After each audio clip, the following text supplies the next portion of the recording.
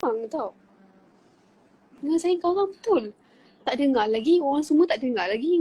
Voice audio ustaz semua garang dengan saya. Sekejap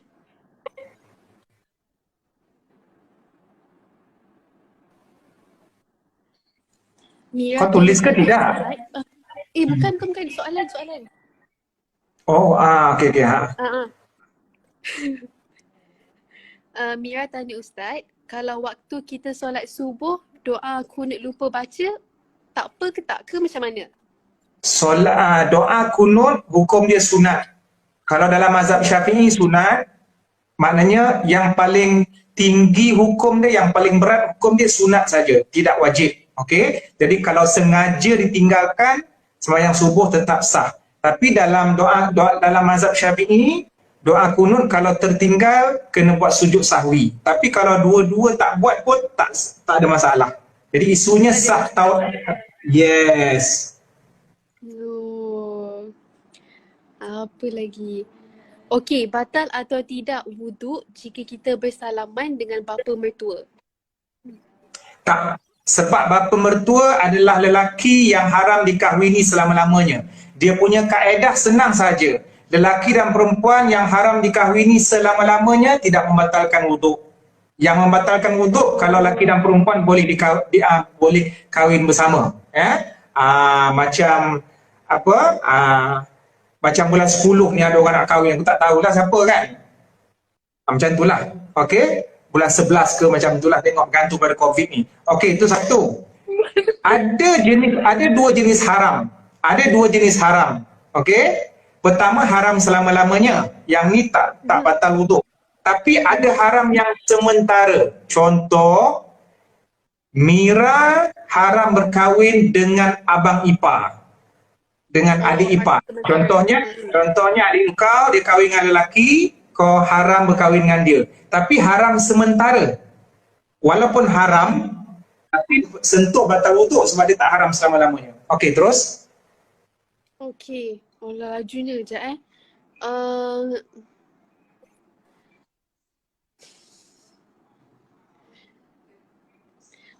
Kau merangkak terbaca ke tak? Bukan, sebab kadang banyak sangat soalan pelik-pelik Ustaz. Antara soalan pelik-pelik dia bila Ustaz nak kahwin, Ustaz tak nak simpan misai ke, apa benda. Apa pula kena mengena dengan aku pula nak tanya soalan aku nak kahwin dengan kau pula? Sebab tu saya kata habis. Ustaz kan kena marah-marah Ustaz. Okey, cepat. Kejap Ustaz. Aku baru lepas sarapan tadi. Okey. Macam mana yang dikatakan nikah gantung dan apa hukumnya? Nikah apa? Yang dikatakan nikah gantung? Nikah gantung ni ialah nikah khitbah. Nikah gantung ni dia macam ni tau. Nikah gantung ni dia sama macam nikah perkahwinan biasa. Cuma mungkin dia dilakukan mungkin sebab keadaan kedua-dua mempelai, lelaki dan perempuan tu mungkin masih belajar, lepas tu nak tunggu macam dah kerja lambat, nak mengelakkan daripada berlakunya maksiat dan seumpamanya, maka mereka dinikahkan awal, mungkin tak buat kenduri, mungkin tak tinggal bersama sebab komitmen masing-masing belajar kolej, tetapi mereka tetap sah sebagai suami isteri. Cuma dari segi nafkah, ada perbahasan, ada kewajipan yang digugurkan sementara waktu. Contohnya isteri tak boleh nak komitmen untuk masak suami dan suami tak boleh bagi nafkah sebab dia orang ni masih belajar. Selalunya nikah gantung ni mungkin di kalangan orang kata remaja-remaja macam tu ataupun orang yang perlu nikah. Student lah yang tak kerja lagi. Okey, faham. Kalau kita solat, kita gerak daripada 3 kali. Gerak sikit daripada 3 kali, batal ke tak solat kita?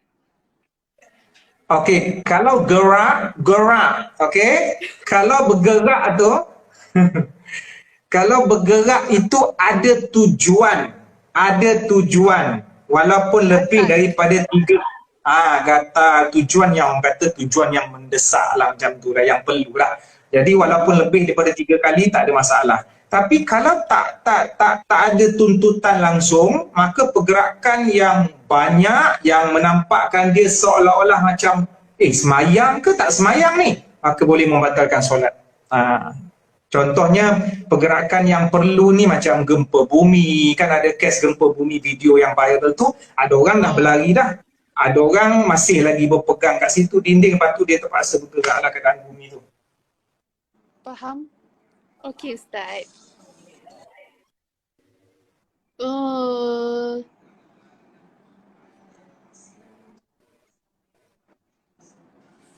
macam mana kita nak qada solat yang ditinggalkan selama bertahun? Okey, bagi orang yang pada zaman jahiliahnya dulu, kemudian dia nak bertaubat, perkara pertama sekali yang dia kena buat ialah taubat. Taubat. Okey. Okey, tak apa. Teruskan.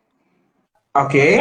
Yang kedua, dia boleh gantikan solat dia yang mungkin beratus-ratus itu, tapi bukan maksudnya dia kena buat dalam masa satu hari. Itu nanti akan menyebabkan dia letih, dia akan salah faham dengan Islam, menyusahkan bagi dia. So, dia boleh buat secara beransur-ansur. Hari ni sekali, besok sekali, tak ada masalah. Itu kaedah dia.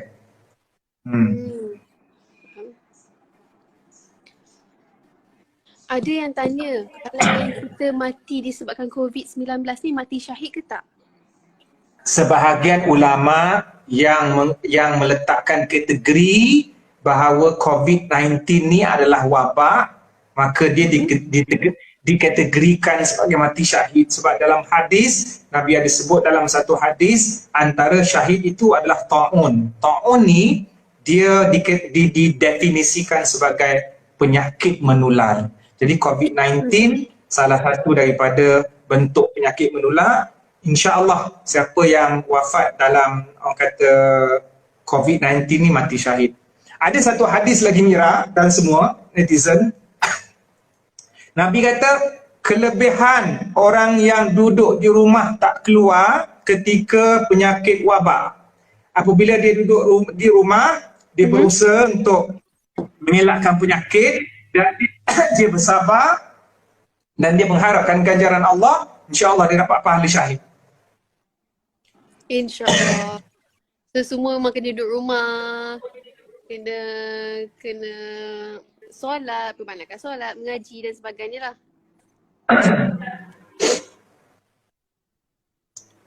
Ustaz, kalau baca Quran, baca pandai tapi mungkin ada salah sikit-sikit, masih dapat pahala ke tak? Maksudnya kalau kita baca seorang-seorang, Nabi ada sebut apa dia? dalam satu hadis, dengar tak suara Ustaz? Suara jelas.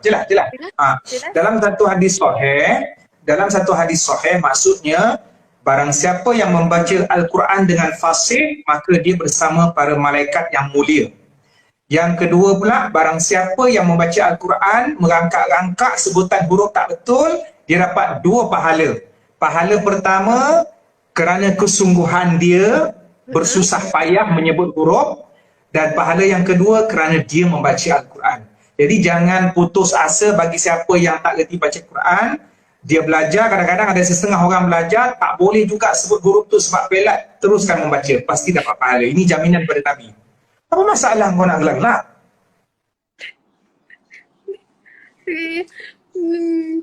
Terasa. Kejap.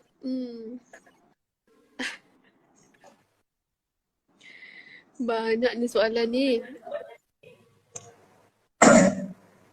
Okey, bolehkah kita niat puasa 2 sekaligus?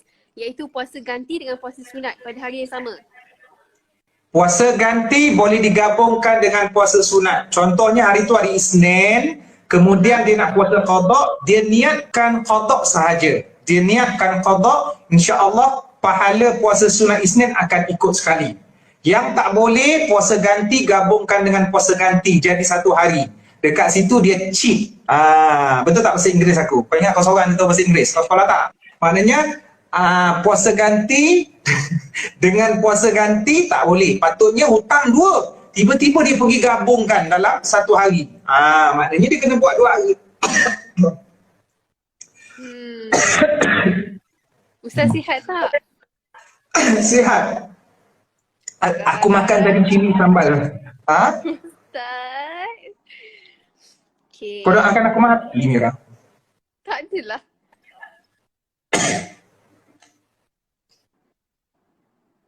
Apa hukum solat sewaktu azan berkumandang? Ni saya pernah dengar juga ni. Kerana orang nak Allah kan nak azan kan. Kita nak cepat solat. Apa hukum dia?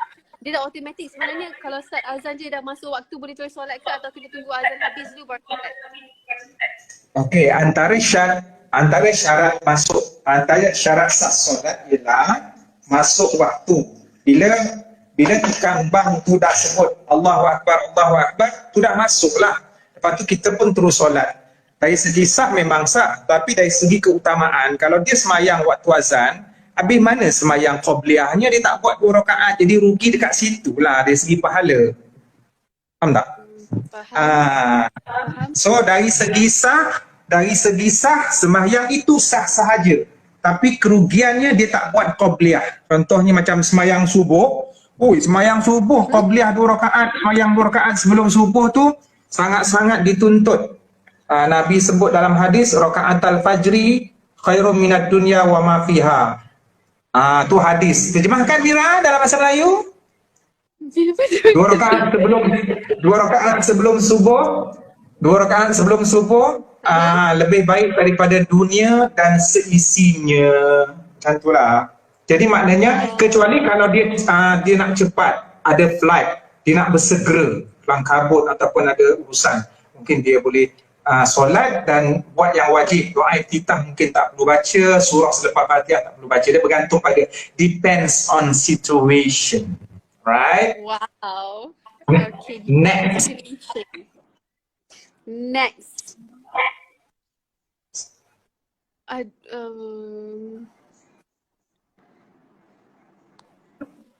Apa lagi?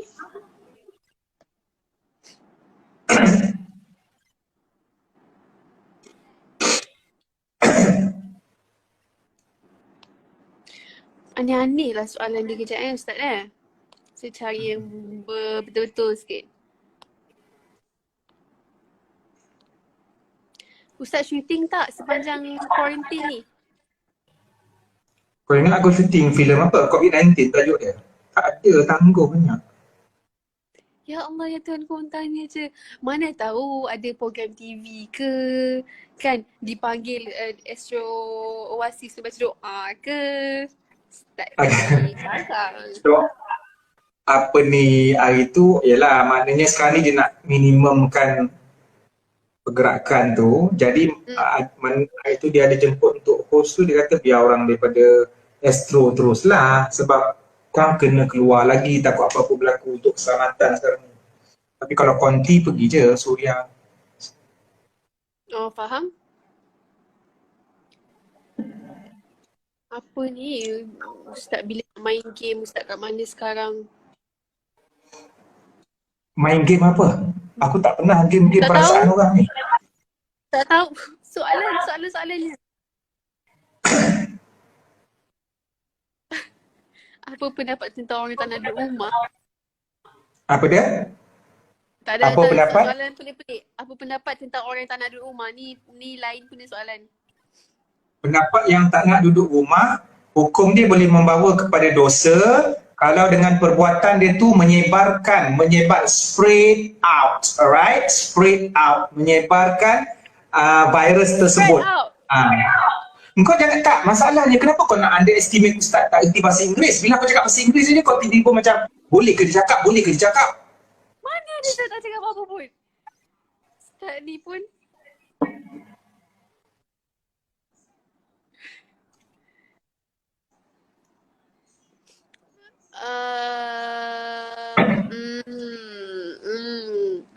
apa lagi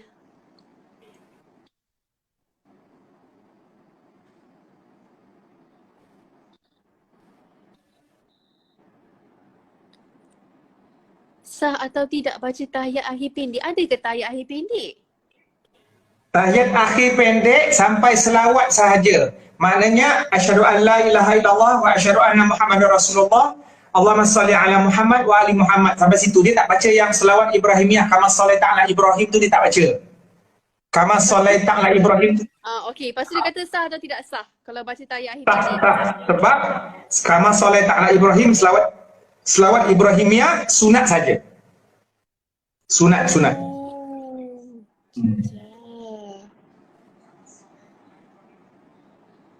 Kama sallaita ala Ibrahim innaka Hamidum Majid. Wa barik ala Muhammad wa ali Muhammad kama barakta ala. Yang tu sunat. Dia rukun semayang ada 13.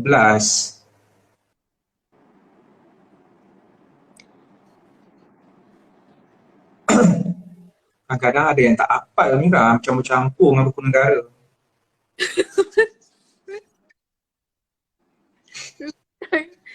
Aduh.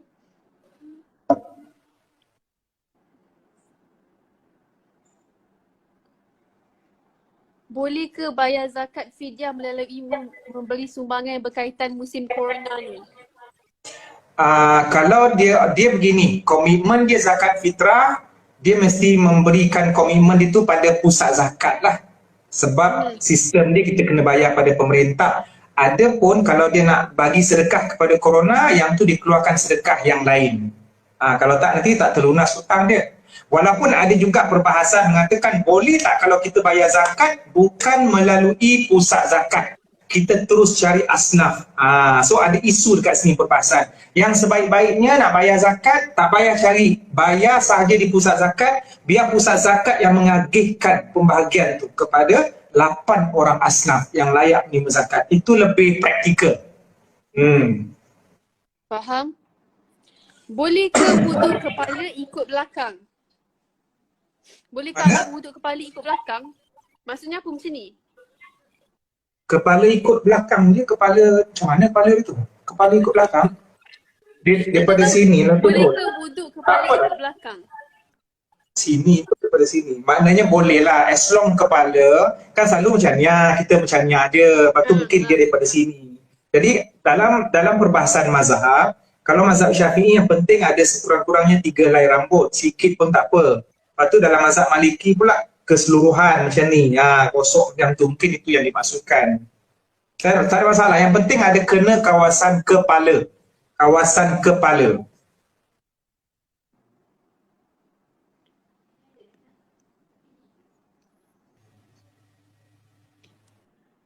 Apakah saya pun tak tahu ni, tapi apakah maksud uruf wal adat dan apakah autoriti tersebut? Uruf wal adat apa Ustaz? Apa dia? Bolehkah apa? Apakah maksud uruf wal adat? Uruf wal adat. Okey, teruskan soalan tu. Dan apakah autoriti tersebut? Okey, uruf. Ini soalan usul fiqh. Soalan dalam subjek usul fiqh. Iaitu satu subjek bagaimana untuk SPM ke ni? Ini bukan SPM. Ini bukan SPM Mira, ini memang tentang bahagian fatwa, memang subjek agama yang complicated. Uruf ini, uruf dan adat. Uruf dan adat ini budaya dan kebiasaan. Jadi boleh tak dia dijadikan sebagai sandaran hukum. Okey? Kita punya sumber hukum yang kita belajar, Mira belajar, lepas tu Ustaz belajar, sesiapa belajar, ada 4 sumber dalil. Yang pertama Al-Quran, As-Sunnah, Ijma' dengan Qiyas. Kan? Kita pernah dengar kan? Quran, Sunnah, Ijma' dan Qiyas. Maknanya kalau dalam agama ni, dalil nak ambil daripada mana? 4 ni. Contohnya kita kata, apakah hukum makan KFC? Ambil daripada 4 dalil ni. Ada tak dalil boleh makan KFC? Dalam Quran sebut secara general. Contohnya, kulu washrabu min rizqillah. Ataupun apa hukum minum arak? Hukum dia haram. Mana bukti haram? Dalam Quran ada sebut innamal khamru wal maisir. So itu kita katakan sumber dalil. Jadi soalan bertanya, boleh tak uruf wal adat ini dijadikan sebagai sumber dalil? Maka hukumnya boleh, tapi ada perincian yang lebih luas. Contoh kita kata satu uruf kebiasaan, dia kata kalau daging itu hanya tertumpu kepada daging lembu sahaja. Okey, daging lembu. Kalau ikan tak panggil daging. Jadi kalau ada seseorang bersumpah ataupun bernazar, aku bernazar tak nak makan daging. Contohnya kan.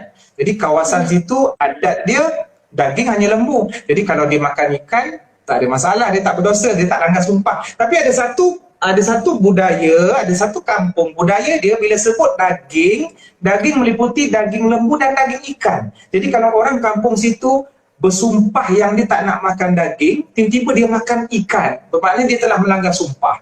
Mira faham tak? Maksudnya bergantung kepada budaya setempat. Itu Faham. kemana dia.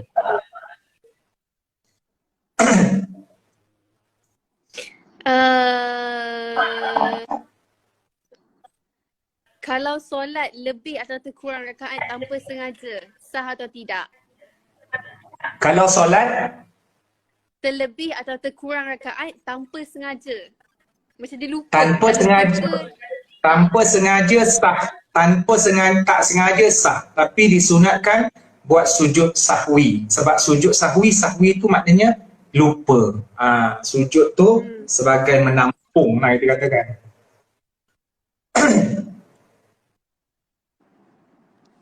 Kalau solat jemaah, imam dah baca Fatihah, makmum kena baca lagi ke tak?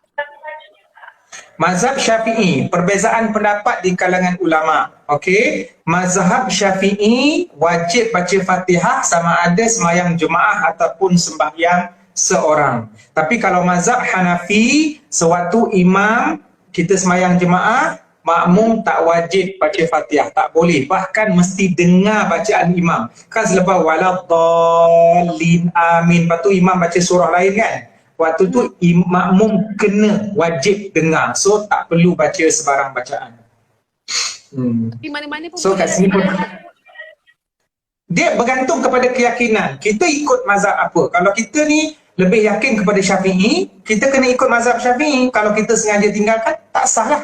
Mana boleh kita lawan kontra dengan keyakinan kita, kan? Okay.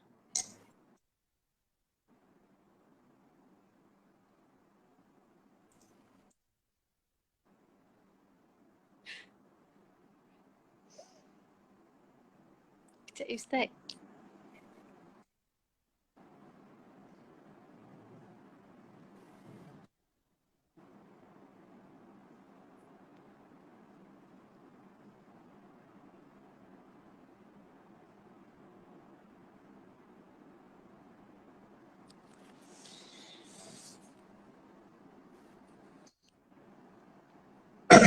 Okey lah, banyak persoalan berulang-ulang lah Ustaz. Kan, dia banyak soalan berulang-ulang. Dia apa, dia antara soalan-soalan yang ditanya pasal, okey, soalan yang berkenaan dengan COVID ni apa? COVID-19, apa soalan tentang COVID-19?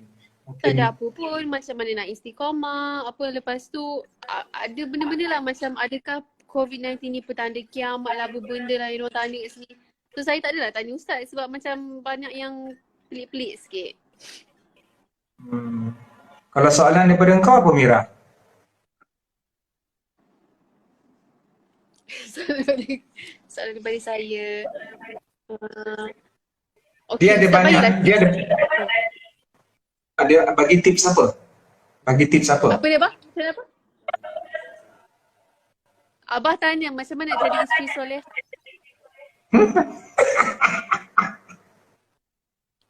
Abah tanya ke saya. Macam mana nak jadi isteri soleh? Jawapan tu ada pada mak kau. Mesti mak jawab. Ya, mak kau kan, kita contoh terbaik kan, tengok mak kita kan isteri soleha kepada abah, kan? Ya. Macam mana abah boleh? Macam mana abah boleh? Tak apa dah soalan kau? Tak ada apa. Jangan melawan laki. Mulut tu jangan menjawab. Besok kalau laki kata macam tu, ikut dengar je. Macam tu lah kan. Saya tak melawan, baik je. Okey, Ustaz ceritalah sikit apa amalan yang boleh amalkan sepanjang COVID-19 ni. Specifically doa yang mudah doa yang mudah kita baca ke apa ke, macam mana ke. Dia ialah apa dia macam mana? Saya tahu Ustaz banyak kali sebut dah pasal benda ni, tapi dengan live saya lah, dengan live saya. Sebutlah sekali. Okey, kepada semua netizen semua juga, sempena COVID ini ialah itu sebagai ruang untuk kita muhasabah lah, dan bukan tempat untuk kita menyalahkan mana-mana pihak. Bahkan kita mencari hikmah di sebalik kejadian ini adalah benda-benda yang Allah nak bagi rezeki. Sebenarnya rezeki itu bukan duit sahaja ataupun material, bahkan rezeki itu adalah ilmu, bahkan rezeki itu adalah suatu peringatan Allah nak tarik kita supaya kita jadi baik. Dan ada satu hadis yang Cik Man nak kongsi berkenaan dengan sikap orang mukmin, ajaban li amril mukmin, begitu unik dan istimewa pribadi orang yang beriman. Apabila dia diberikan nikmat, dia bersyukur, dan apabila dia diberikan musibah, contohnya COVID-19, dia bersabar. Jadi tak ada pun dalam hidup dia perkara yang negatif. Sama ada sebelum COVID-19 tetap positif, ketika COVID-19 pun dia tetap bersangka baik dengan Allah. Itu satu. Yang kedua, antara doa-doa yang boleh dibaca, mungkin ramai yang tak tahu bahasa Arab, boleh baca dalam bahasa Melayu kerana Allah faham. Yang penting antara rukun kita berdoa tu kita memuji Allah dan Rasul, pembuka dan penutup, dan kita juga khusyuk dan kita serius dengan apa yang kita minta, tidak memaksa Allah, tidak tergesa-gesa, bahkan disunatkan doa yang panjang. Antaranya Allahumma inna na'udzubika minal baras wal junun wal juzam was sayyi'il asqam. Ya Allah, kami berlindung dengan Engkau daripada penyakit sopak, kusta, gila dan juga penyakit-penyakit buruk yang lain. Boleh juga sambung wa COVID-19. Maknanya dalam doa tu Allah faham kita maksudkan apa. Dan juga bacaan-bacaan daripada hadis Nabi untuk menjadi tangkal kita. Contoh bismillahirrahmanirrahim la yadurru ma'asmihi syai'un fil ardi wala fis sama' wa huwas sami'ul alim. Yang ni semua hafal insya-Allah. Jadi jadikan itu sebagai ruqyah ataupun tangkal kita lah. Dengan keyakinan Allah yang menyembuhkan. Baiklah. Okay. Itulah saja juga Ustaz, saya rasa. Okey, so maknanya kepada netizen-netizen, kalau ada kenduri-kenduri kahwin ke bila-bila jemput aku. Jangan tak jemput aku. Ke siapalah. Aku cakap ni umum. So jangan terasalah sesiapa pun. Okey.